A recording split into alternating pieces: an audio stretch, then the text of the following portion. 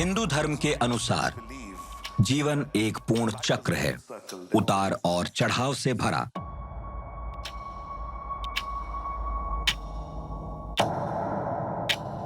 British शासन से पहले भारत दुनिया में सबसे ज्यादा जीडीपी वाला सबसे अमीर देश था। और आखिर क्यों 100 साल के ब्रिटिश शासन ने इसे निराशाजनक 50वें या 30वें स्थान पर लाकर रख दिया?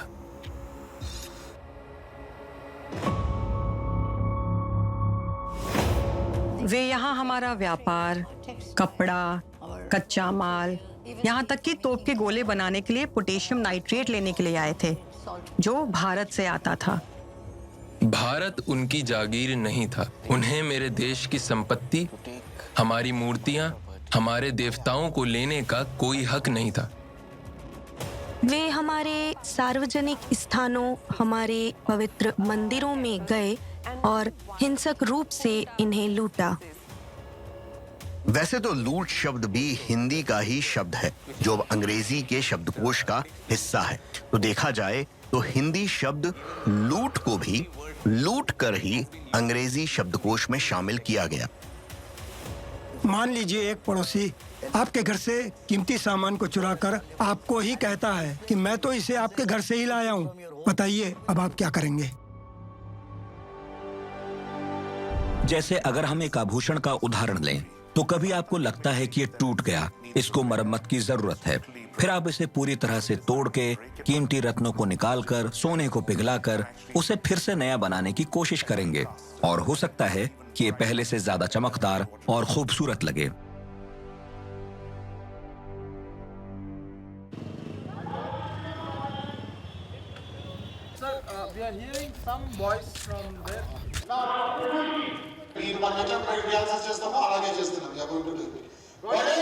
Yes, sir.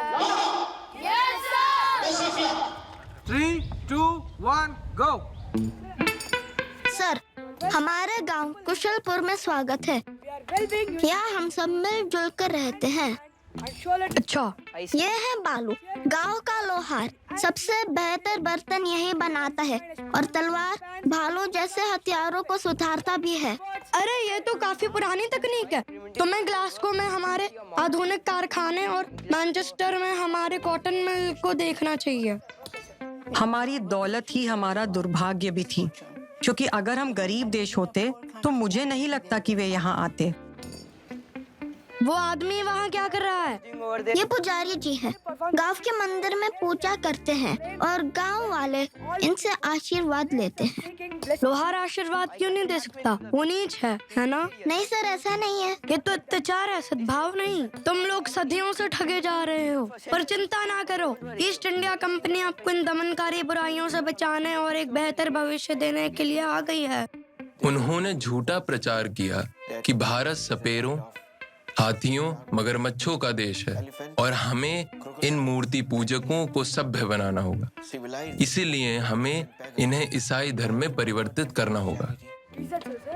पुलिस, ज्ञान के नाम पर चल रही है इस बकवास को बंद करो। इन बच्चों को हमारे मिशनरी स्कूल में ले जाओ। अब से इनका ख्याल हम रखेंगे।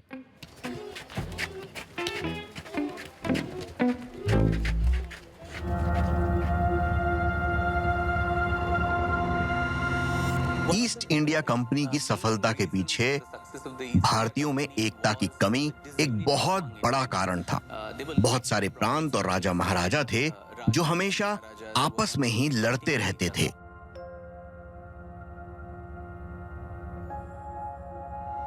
हम वॉरेन हेस्टिंग्स से शुरू करते हैं, जो एक आक्रामक साम्राज्यवादी था, जो विभिन्न राज्यों की संधि को तोड़ने में सफल हुआ। वो राज्य जिन्होंने सन 1776 में शुरू हुए ब्रिटिश शासन के खतरे को महसूस किया था। सत्ता के इस खेल में वे अंग्रेजों को महज एक और खिलाड़ी के तौर पर देख रहे थे। वे शायद अंग्रेजों के साथ आने वाले विनाशकारी प्रभाव को नहीं देख पाए कि उनका इरादा सिर्फ व्यापार नहीं था, बल्कि राजनीतिक अधीनता था, जिसे भारतीयों ने कम आंका और इस पर अधिक ध्यान नहीं दिया। भारत की अर्थव्यवस्था यकीनन बर्बाद हो गई, कहा जाता है कि बादशाह शाहजहां के वक्त भारत दुनिया का छठा सबसे अमीर देश था, दुनिया के पूरे कारोबार का 1/6वां हिस्सा। हम ब्रिटेन से ज्यादा अमीर थे जब अंग्रेज यहाँ आए थे।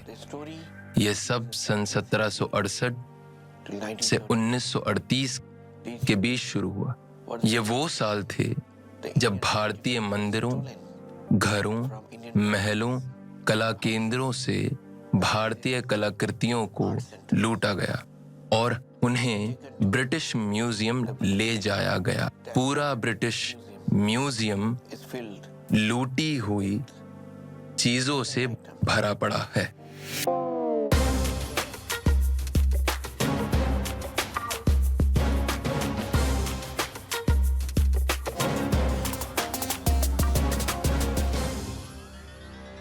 हम अभी ब्रिटिश म्यूजियम के बाहर हैं। सच में ये बाहर से बहुत खूबसूरत है, लेकिन इसके अंदर से भी ये काफी विवादों से भरा पड़ा है। तो चलिए अंदर चलते हैं और देखते हैं कि यहाँ भारत की धरोहर में आखिर कौन कौन से हिस्सों को रखा गया है। Let's go. मैं हूं अनहद और नई दिल्ली में रहता हूं और मैंने हाल ही में लंदन से national film and television school से ग्रेजुएशन कंप्लीट किया है। तो मैं लंदन से भारत वापस आने वाला था, तभी मुझे ये मौका मिला कि मैं लंदन में अपने आखिरी दिनों में इन संग्रहालयों को देखूं, वहां वक्त बिताऊं जहां मेरे अपने देश की कलाकृतियों और संस्कृति के टुकड़े रखे हैं। आप देख रहे हैं ये पूरा हिस्सा दक्षिण एशिया से लूटी गई कलाकृतियों से भरा पड़ा है। हेलो। जो चीजें मैंने वहां देखी उन्होंने इतिहास के प्रति मेरे लगाव को एक बार फिर से जगा दिया। इतिहास मेरे सामने था और मेरे मन में कई किस्म की भावनाएं उमड़ रही थीं। ये सब देख के मन उदास भी था और गर्व भी हो रहा था। वे कलाकृतियां किसी फर्नीचर की तरह किसी घर का हिस्सा थीं, किसी दूसरे के घर का हिस्सा थीं और किसी तीसरे को उन्हें लूटकर किसी और घर में, किसी और देश में उन्हें नुमाइश के लिए नहीं लगाना चाहिए था और म्यूजियम में रखकर इससे पैसे तो बिल्कुल भी नहीं कमाने चाहिए थे। अब इसे देखने के दो नजरिए हैं। अंग्रेज अगर इन कलाकृतियों को नहीं ले जाते तो वे खो जाते, खंडहर हो जाते, टूटे हुए खंभों का हिस्सा होते, जैसा कि आप रोमन फोरम में देखते हैं। शायद ब्रिटिश म्यूजियम में जाकर वो आने वाली पीढ़ियों के लिए सुरक्षित रखे गए।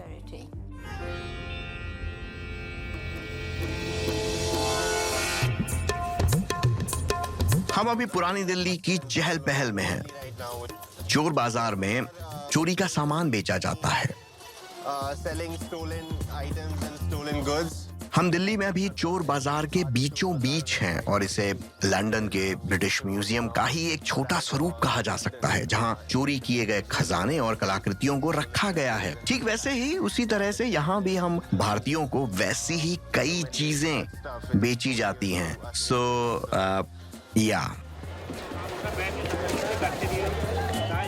इन घड़ियों को देखकर तो यही लगता है कि ये किसी और की हैं, शायद किसी पुरुष की। इसे देखिए, ये तो एक सीसीटीवी कैमरा है और इसे देखकर ही लगता है कि जैसे इसे किसी दीवार से ही उखाड़ा गया हो।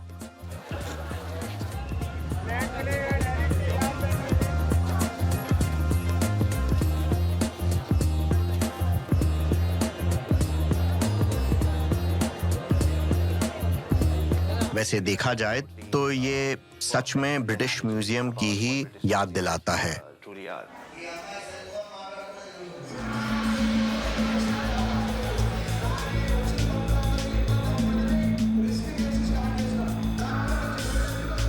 ये 500 साल पुराना मंदिर है।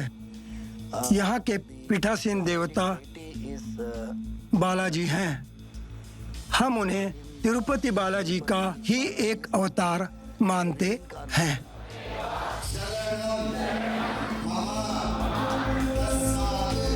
मुझे ठीक से तारीख तो याद नहीं, करीब 23 साल पुरानी बात है।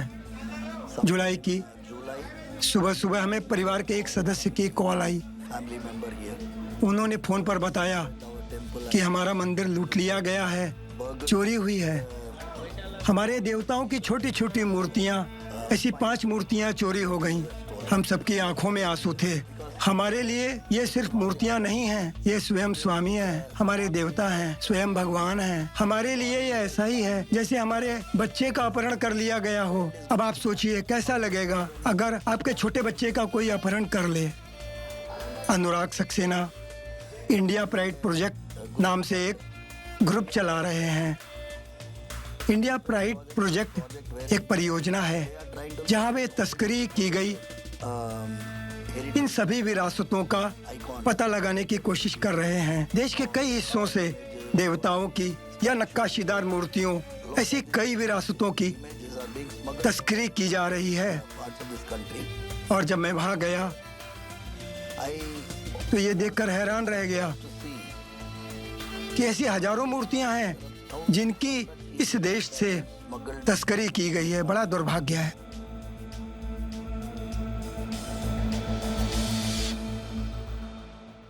मैं अनुराग सक्सेना हूं, इंडिया प्राइड प्रोजेक्ट का सह संस्थापक, जिसका लक्ष्य ये साबित करना है कि ऐतिहासिक विरासतें जहां से हैं वहीं के भूगोल से जुड़ी हुई हैं। इसलिए हम भारत से लूटकर बाहर ले जाई गई कलाकृतियों और सांस्कृतिक विरासतों को वापस लाने के लिए प्रयासरत हैं। ब्रिटिश उपनिवेशवादी ये कहते रहे कि उन्होंने इन चीजों को बचाया, जबकि ये चीजें अंग्रेज के आने से सदियों पहले तक सुरक्षित ही थीं। वे असुरक्षित हुई इन्हें तोड़कर, लूटकर ले जाने से।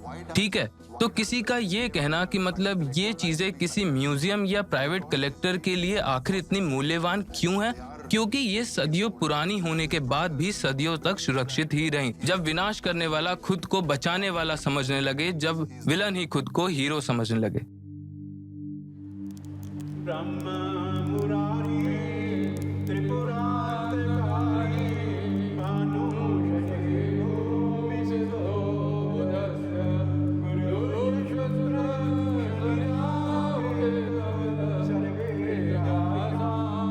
कल जो पूजा हुई है उसे शस्त्र पूजा कहते हैं।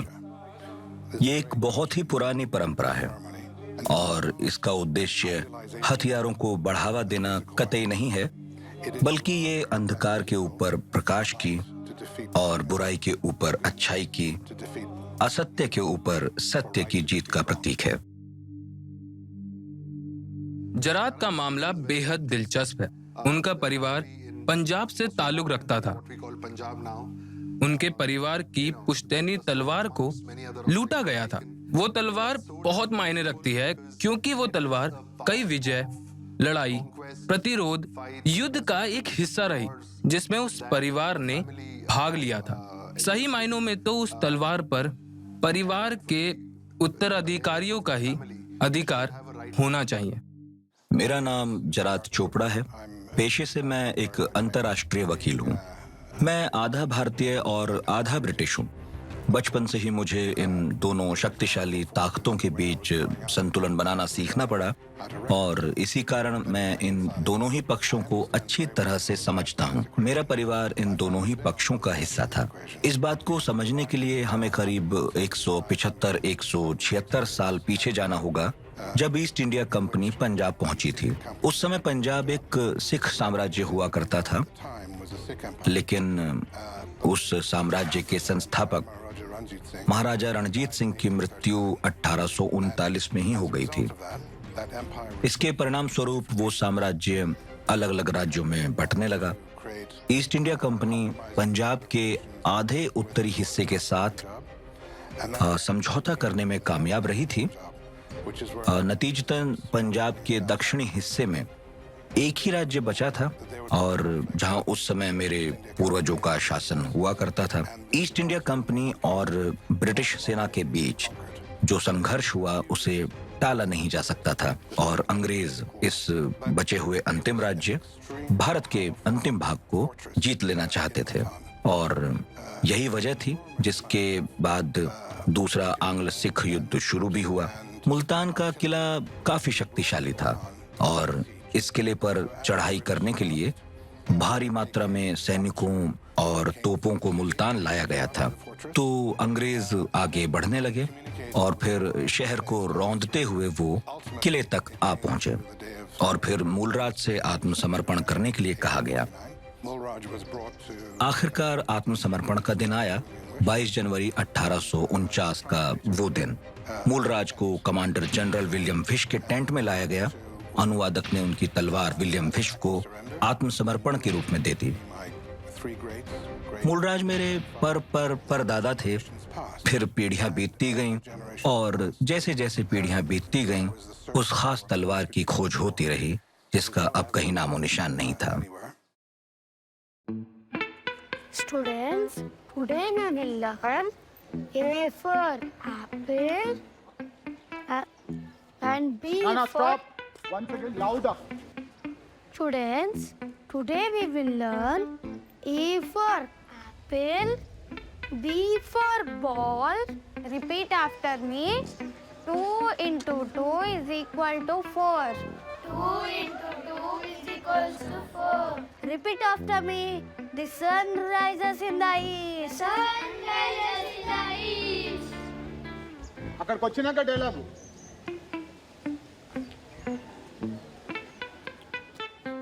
पिताजी, मैं स्कूल की ये बेवकूफी भरी बेमतलब की पढ़ाई नहीं करना चाहता। मुझे पंडित जी की सिखाई उन पाठों की बहुत याद आती है। हम लाचार है बेटे। अंग्रेजी सरकार चाहती है कि तुम केवल यही सीखो। हमारे पास अपने पूर्वजों की संस्कृति को सीखने का कोई मौका नहीं बचा। Okay, good.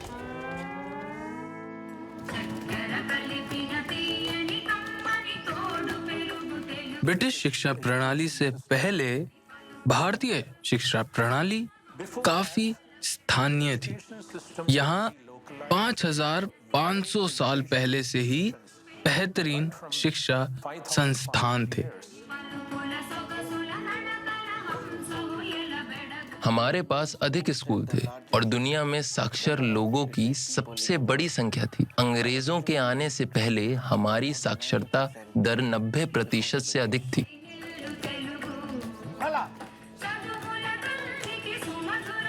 फिर अंग्रेज आए और पब्लिक स्कूल या मिशनरी स्कूल की शिक्षा प्रणाली की शुरुआत की, जहां सबको एक ही छत के नीचे रखा गया था। सबको विज्ञान और गणित सीखना था। उनका मानना था कि भारतीयों को एक समझदार वैज्ञानिक मानसिकता विकसित करने की जरूरत है। उनके अनुसार भारतीय मानसिकता बेहद पिछड़ी और अंधविश्वासी थी।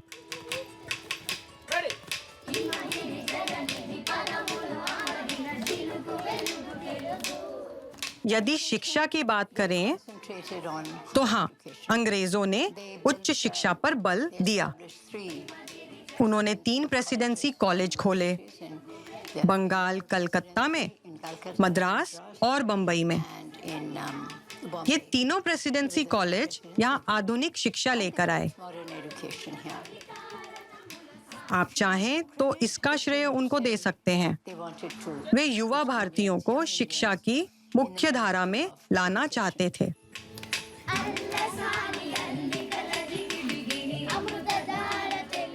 वे किसी तरह से वैज्ञानिक शिक्षा को थोपना चाहते थे, लेकिन इस प्रक्रिया में हुआ ये कि बहुत से बच्चे इस शिक्षा प्रणाली से सामंजस्य नहीं बिठा पाए। इससे पहले की शिक्षा व्यवस्था वास्तविकता से जुड़ी थी, आसपास की चीजों से जुड़ी हुई थी, जिससे वे महसूस कर सकते थे, समझ सकते थे, सीधे उससे जुड़ाव महसूस कर सकते थे। बेशक ब्रिटिश शासन ने आसान जिंदगी के सपने दिखाए हैं।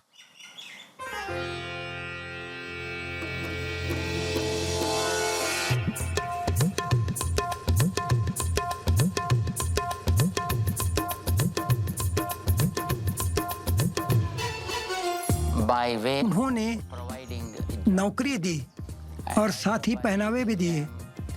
व्यवहार और जीवन शैली का आसान तरीका भी दिया।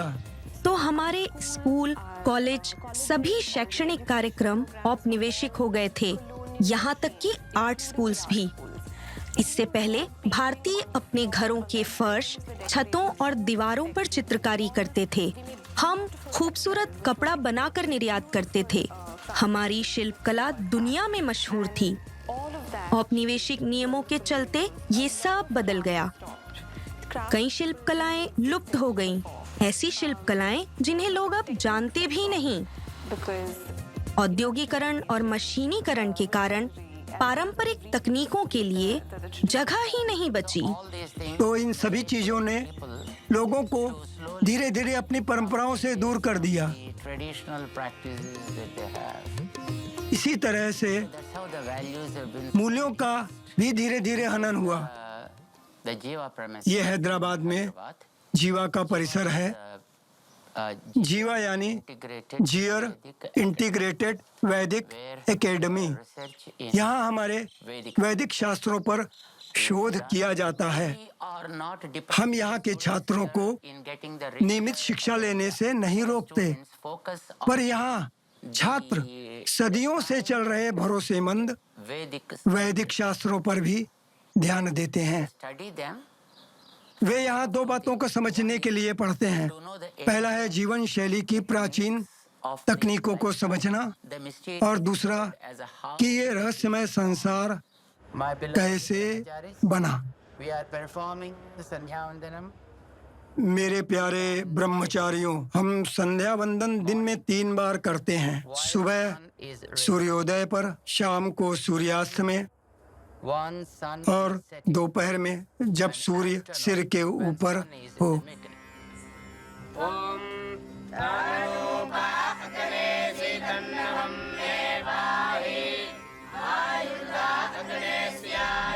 थॉमस मैकॉले का एक बहुचर्चित पर बदनाम मेमोरेंडम था। इसमें उन्होंने कहा था कि भारत में अंग्रेजी शिक्षा का लक्ष्य सिर्फ बड़ी संख्या में अनुवादकों को तैयार करना है, शासकों को नहीं। सिर्फ अनुवादक जो अंग्रेजी शासकों और लाखों जनता के बीच हों, जो खून और रंग से तो भारतीय हों पर अपनी बुद्धि, विचार और नैतिकता से अंग्रेज हों। जैसा कि मैंने पहले कहा, स्कूल सिस्टम, शिक्षा प्रणाली जो उन्होंने भारत में शुरू की, उसने भारतीयों के बीच आत्मसम्मान को ही कम कर दिया। इसकी शुरुआत स्कूल से ही हो गई, और बचपन से। तो भारतीय हमेशा सोचने लगे कि दूसरे का घर ही अच्छा है। तो इसी तरह से क्रिकेट को भी भारत लाया गया, शिक्षा की दूसरी प्रणालियों के साथ।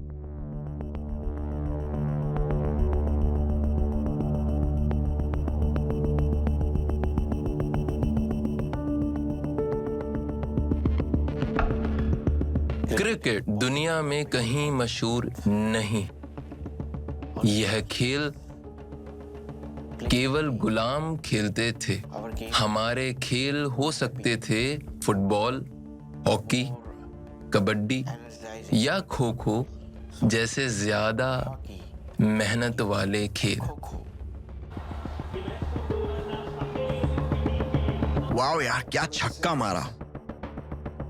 हालांकि हम इस खेल के दिग्गज हैं, लेकिन अंग्रेजी की ही तरह क्रिकेट भी युद्ध और औपनिवेशिक मानसिकता और हमारी गुलामी की ही निशानी मात्र है। हेलो दोस्तों, मैं इस समय कैंट में हूं और मैं यहाँ लॉर्ड क्लाइड पब की तलाश में आया हूं, जहां सिपाही आलम बेग की खोपड़ी मिली थी।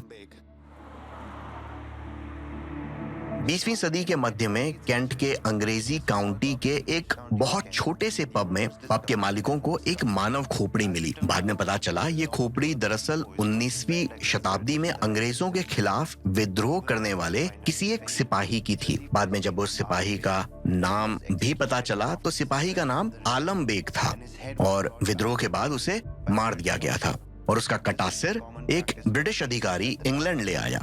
उस समय अंग्रेजी शासन का खुला विरोध करने वाले भारतीयों से इस तरह निपटना अंग्रेजों के लिए आम बात हुआ करती थी। मुझे लगता है शायद हमने इसे ढूंढ लिया, शायद ये हमें मिल गया। ये रहा, ये नीली इमारत, यही लॉर्ड क्लाइड पब हुआ करती थी जहां उस भारतीय सिपाही की खोपड़ी मिली थी। जब मैंने पब में मिली आलम बेग की खोपड़ी की बात निकाली तो मुझे पता चला कि दरअसल वो महिला तो इस किस्से से वाकिफ थी। तो मेरे साथ यहाँ ईवा हैं जो अब इस जगह की मालकिन हैं। तो ईवा, क्या आप इस इमारत के इतिहास के बारे में जानती हैं?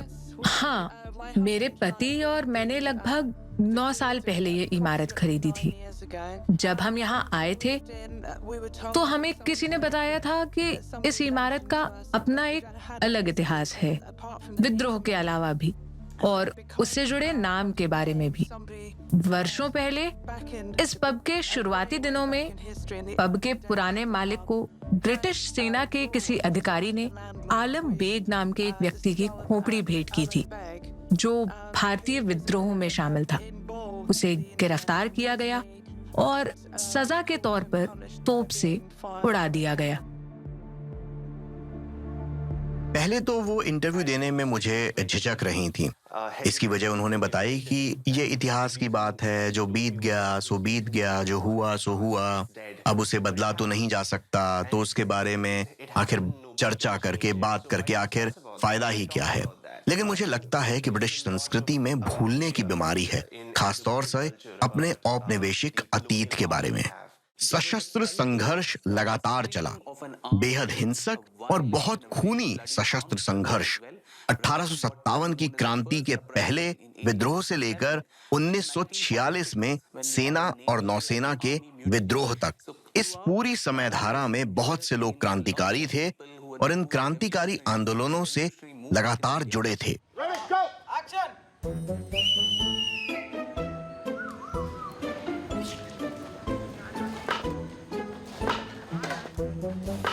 भागो, हम पर हमला कर रहे हैं, भागो, गोली चलाओ। वो मिल नहीं रहे। अरे बेशर्म लोगों, कब तक तुम इन विदेशियों की सेवा करोगे? अरे बेशर्म लोगों, कब तक तुम इन विदेशियों की सेवा करोगे और अपने भाइयों को मारोगे? कब तक?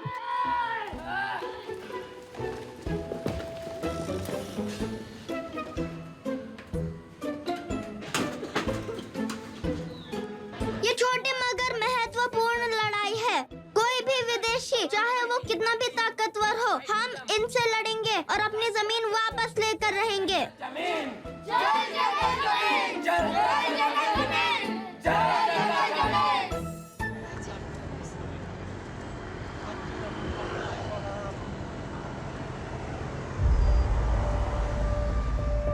जब मैं ब्रिटिश म्यूजियम गया तो मुझे ऐसे लोग नजर नहीं आए जो वहां कुछ सीखने के लिए ही आए हों। वे वहां बस किसी एक पर्यटक के तौर पर थे जो दूसरे देशों की शिल्प कलाओं और उनकी अलग अलग शैलियों को, उनकी तकनीक को बस देखने के लिए आते थे। मुझे नहीं लगता कि हमारी किसी भी शिल्प कला को लंदन या ब्रिटेन में रखना चाहिए सिर्फ इसलिए कि लोगों को इतिहास सीखने का मौका मिलेगा। ये देखिए, मुझे लगता है कि हम ब्रिटिश म्यूजियम की सबसे विवादास्पद शिल्प कृतियों में से एक के सामने खड़े हैं। ये टीपू सुल्तान की तलवार, उनकी इत्र और उनकी अंगूठियां हैं जो भारत में हुए उपनिवेशवाद की याद दिलाता है। और यहाँ इन विवरणों में बहुत साफ साफ लिखा है कि ये तलवार और अंगूठियां उनके मारे जाने के बाद उनके मृत शरीर से ली गई थीं। हमारे पूर्वजों ने अपने खून से इन चीजों की रक्षा की थी। उन्होंने इसके लिए अपनी जानें गंवाई। आप जानते हैं, वे सदियों से इन चीजों की पूजा करते थे और उन्हें सम्मान देते थे। हम कम से कम इतना तो कर ही सकते हैं, दूसरे देशों को ये चीजें हमें वापस लौटाने के लिए राजी कर लें। मेरे दादा दादी ने मरते समय ये कहा था, अब इस तलवार को ढूंढना तुम्हारा कर्तव्य है। मैं खुद काफी समय से इस तलवार को खोज रहा हूँ। अक्टूबर 2018 की बात है। हिंदुओं में मानते हैं कि ये वो समय होता है जब आपके पूर्वज 2 हफ्तों के लिए वापस आते हैं। मैंने देखा कि जनरल विश के पदकों की नीलामी की घोषणा हुई थी, पर इतिहास में एक जानकारी थी। इसमें बताया गया है कि हकीकत में उन्होंने एक खास तलवार अपने पास ही रख ली थी, जो उनके परिवार की विरासत बन गई। उनके वंशजों में से एक ने 1965 में इसे रॉयल आर्टिलरी इंस्टीट्यूट को दान कर दिया था। मैंने रॉयल आर्टिलरी से संपर्क किया और उनसे पूछा, क्या आपके पास वो तलवार है? और उन्हें इसका जवाब देने में लगभग 3 महीने लग गए। अंत में उन्होंने इस बात की पुष्टि की और ये भी बताया कि वो उन्हें मिल भी गई है। तलवार एक ऐसे बक्से में थी जिसे काफी वक्त से खोला भी नहीं गया था। खैर, उन्होंने इसकी पुष्टि कर दी और फिर मुझे कुछ तस्वीरें भी भेजी।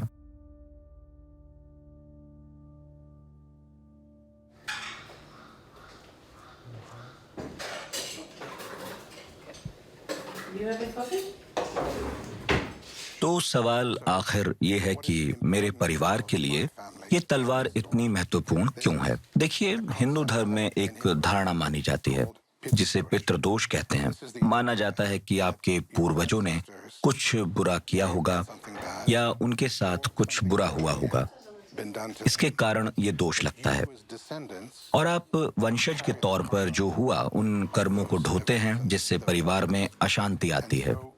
तो कुल मिलाकर इतिहास में हुए इन बुरे कर्मों के दुष्प्रभावों को दूर करने के लिए या तो आपको पूजा पाठ करनी होगी या इस मामले में उस तलवार को वापस लाना होगा इतिहास को दुरुस्त करने के लिए। उदाहरण के लिए, हमारे परिवार में कोई व्यक्ति सफलता प्राप्त करता है और फिर अचानक से सब कुछ खो देता है। बार बार ऐसा ही होता आ रहा है।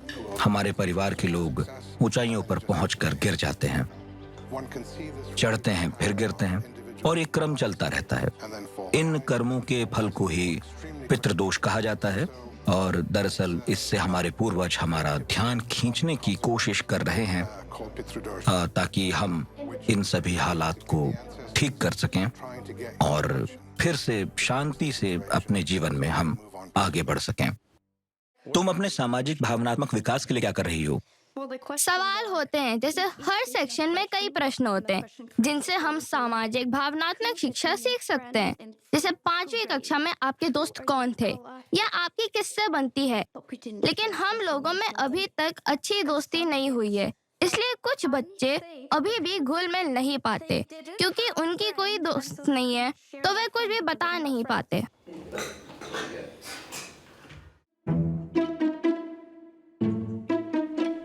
एक्शन। तिलक जी, तिलक जी।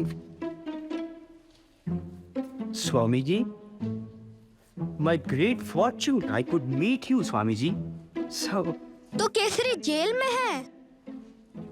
मैं कहीं जाती हूँ, मजहब और समुदायों में बटे इस समाज को कैसे एक करूँ?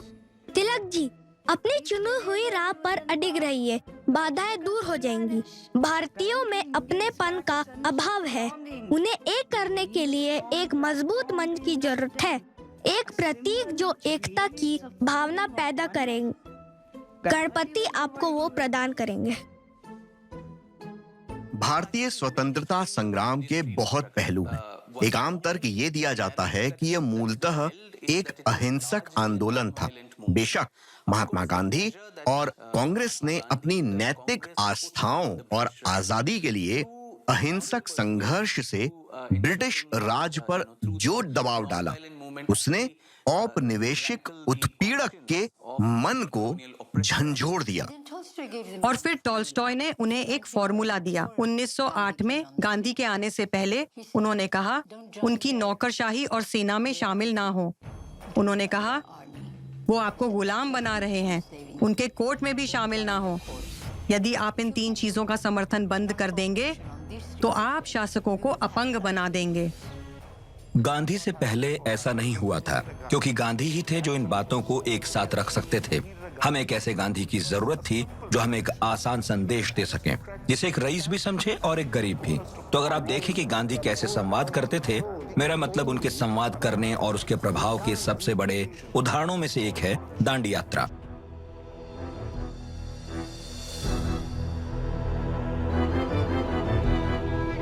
पहले लोग नमक के खेतों में अंग्रेजों के लिए काम करते थे, और जब मजदूरों ने विद्रोह किया तो उन पर अत्याचार किया, लाठीचार्ज किया, लड़ाई की और लोगों को घायल किया। हमारे बाप दादाओं ने हमें बताया कि किस तरह अंग्रेजों ने लोगों पर घोड़े चढ़ाए, उन्हें घायल किया। तो हमारे बाप दादाओं ने हमें बताया कि गांधी जी ने हमें बचाया। कहते हैं महात्मा गांधी ने एक चुटकी नमक लिया और साम्राज्य की कमर तोड़ दी। उन्होंने ऐसा कैसे किया? वो अपने 78 अनुयायियों के साथ अहमदाबाद से 241 मील दूर समुद्र तट पर पैदल चल के डांडी नामक एक गांव गए, और इन 241 मील में जब वो डांडी के तट पर पहुंचे तो उनके साथ 1 लाख भारतीय थे। किसी को मारने पर अगर वो आप पर पलटवार नहीं करता तो कभी ना कभी तो आपकी अंतरात्मा जाग ही जाएगी और आप पूछेंगे, मैं क्या कर रहा हूं? क्या मैं सही कर रहा हूं? और मुझे लगता है कि उन्होंने अंग्रेजों के साथ ठीक यही किया।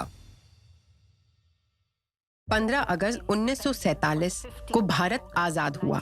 जब हम भारत की आजादी की ओर बढ़ रहे थे तो हम उसके बंटवारे की ओर भी बढ़ रहे थे।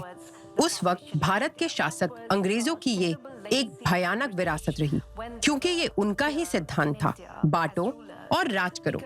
इसलिए जब वह इस देश पर शासन कर रहे थे तो उन्होंने हिंदुओं और मुसलमानों के बीच फूट पैदा की। जब अंग्रेजों को लगा कि वे हालात पर काबू नहीं पा सकते तो उन्होंने माउंटबेटन को बुलाया, जो भारत के आखिरी वाइसरॉय बने। उन्हें कुछ करना था तो उन्होंने सोचा कि बंटवारा ही एकमात्र रास्ता है। तो उन्होंने सर सीरियल रेडक्लिफ नाम के एक जज को इंग्लैंड से बुलाया, जो इससे पहले भारत कभी नहीं आए थे। उन्हें भारत का कुछ भी अंदाजा नहीं था और माउंटबेटन ने उन्हें देश को बांटने के लिए 5 हफ्ते का समय दे दिया। 5 हफ्ते के भीतर उन्होंने एक फैसला लिया और कुछ लाइन खींची। माउंटबेटन ने भी ये बात किसी को नहीं बताई कि सीमाएं क्या हैं, क्योंकि ये केवल उनके और रेडक्लिफ के बीच की बात थी। तो 14 अगस्त को पाकिस्तान का जन्म हुआ, 15 अगस्त को भारत आजाद हुआ, लेकिन देश को बांटने की शर्तें 17 अगस्त को घोषित की गईं। तो ये एक आजाद भारत और पाकिस्तान था जिसने विभाजन की शर्तों के बारे में जाना, लेकिन लोग बिल्कुल भी तैयार नहीं थे और लोगों को जाना पड़ा। उन्हें अपना घर छोड़ना पड़ा। उन्हें उनके घरों से जबरन बाहर निकाला गया। चारों तरफ दंगे हो रहे हैं, लोग घरों को लूट रहे हैं, लोगों को भगा रहे थे। इस तरह के हालात में क्या होता है जब देश इसके लिए तैयार ना हो, और वही हुआ भी। अंग्रेजों ने देश को बुरी हालत में छोड़ दिया। लोगों ने बहुत कुछ खोया, जानें गंवाईं, घर खोया, लोगों ने अपना रुतबा खो दिया। वे रातों रात उस नए देश के शरणार्थी बन गए जहां उन्हें जाने के लिए मजबूर किया गया। ये बंटवारा हर चीज का था, सेनाओं से लेकर क्रिकेट टीम तक का, संगीत का, कला का, संस्कृति, सबका बंटवारा। सब कुछ धर्म के आधार पे बट गया।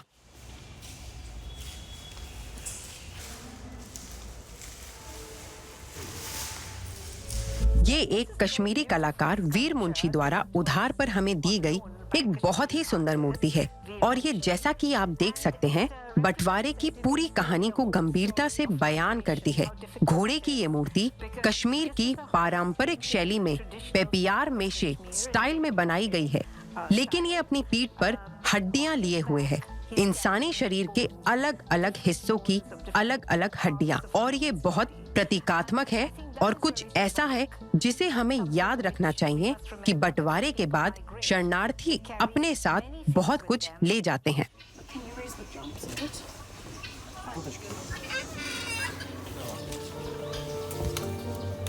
मेरा नाम मलान चोपड़ा है। मेरी उम्र 11 साल है और मेरे परिवार का इतिहास बहुत पुराना है।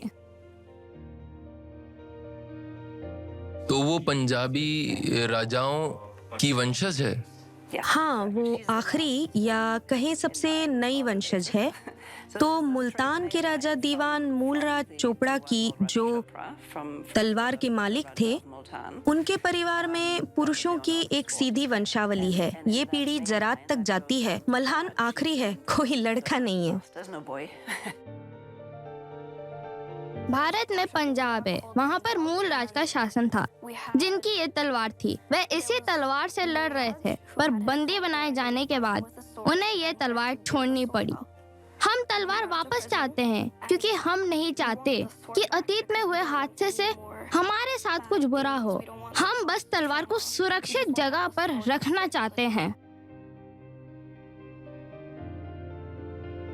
मैं इसे वापस लाने के लिए भटकता रहा और मैंने इसकी मांग की, पर मेरी मांग को साफ तौर पर और अचानक ठुकरा दिया गया।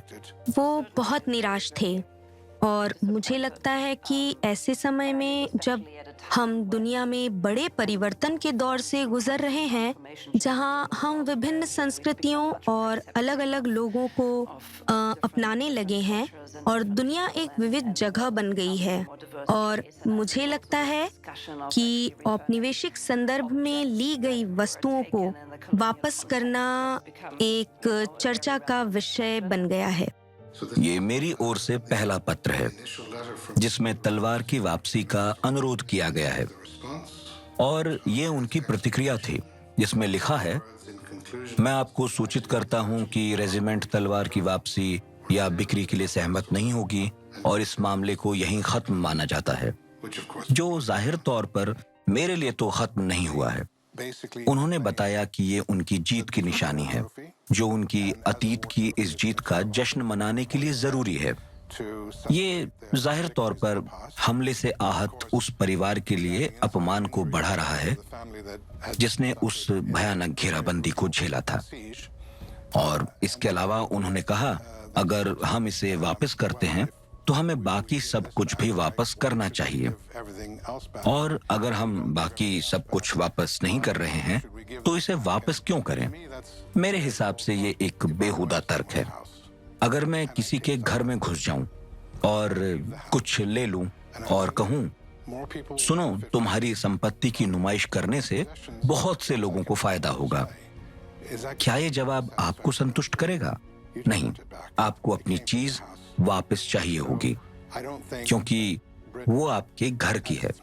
इसलिए मुझे नहीं लगता कि ब्रिटेन के म्यूजियम स्वयं को मानव सभ्यता का संरक्षक घोषित कर सकते हैं इन वस्तुओं के संबंध में। ये कोई इतिहास बदलने की कोशिश नहीं है, ये इतिहास के तथ्यों को बदलने के बारे में भी नहीं है। घेराबंदी की गई, हार हुई, और ये एक सच है, लेकिन हम उस इतिहास के बारे में अपनी धारणा बदल सकते हैं। और मैंने रॉयल आर्टिलरी को ये साफ साफ बताया कि मेरे परिवार को इस सब का परिणाम भुगतना पड़ रहा है। मेरी बेटी नहीं चाहेगी कि कोई पारिवारिक शाप उस पर पड़े, और ये तलवार बहुत ही दर्दनाक दौर से गुजरी है। मेरा मानना है कि तलवार को उस जगह पहुंचाकर इस मसले को सुलझाया जा सकता है जहां मूल राज खुद उसे रखना चाहते थे, यानी किसी हिंदू मंदिर में। वहां तलवार का सम्मान किया जाएगा और शांति आएगी।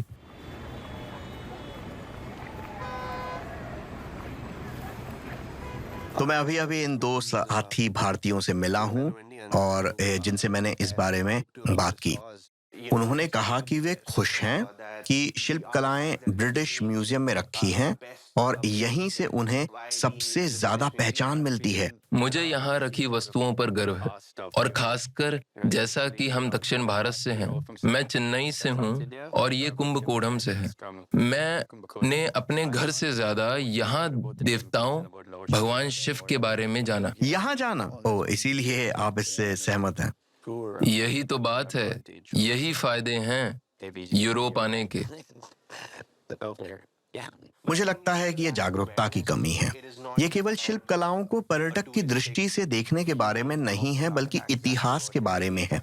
उन शिल्प कलाओं के सही स्वामित्व के बारे में है, और उन्हें सही तौर पर भारत में ही होना चाहिए। Give me 1 minute. Okay.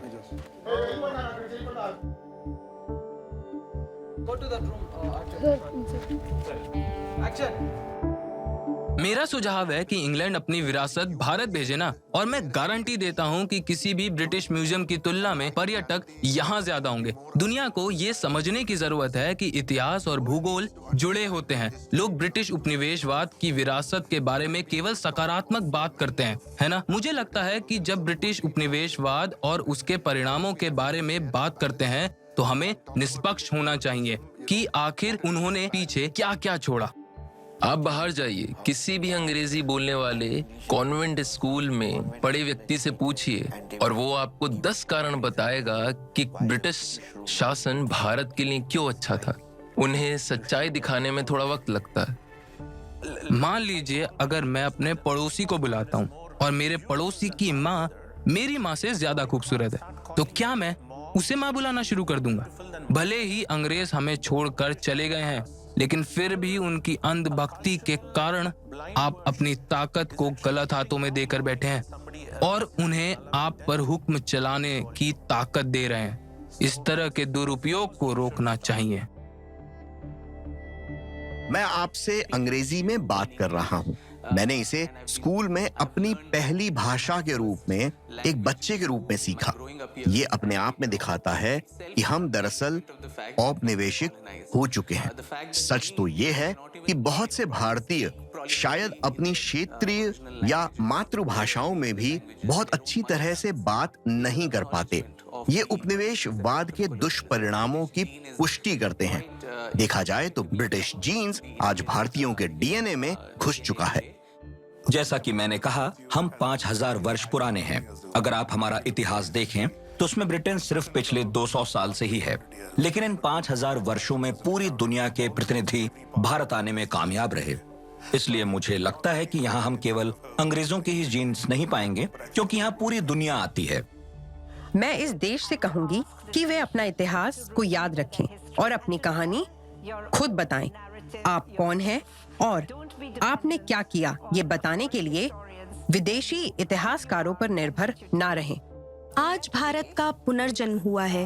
एक नई ऊर्जा, एक नई लहर है, एक नई हलचल है और मैं इसे अपने चारों ओर देख रही हूँ। और मुझे नहीं लगता कि 10 साल पहले मैंने इस बदलाव को महसूस किया था। ये एक बहुत बड़ा बदलाव है। हम एक युवा राष्ट्र हैं जिसमें बहुत ऊर्जा है, इसलिए हाँ, हम बदलाव लाएंगे।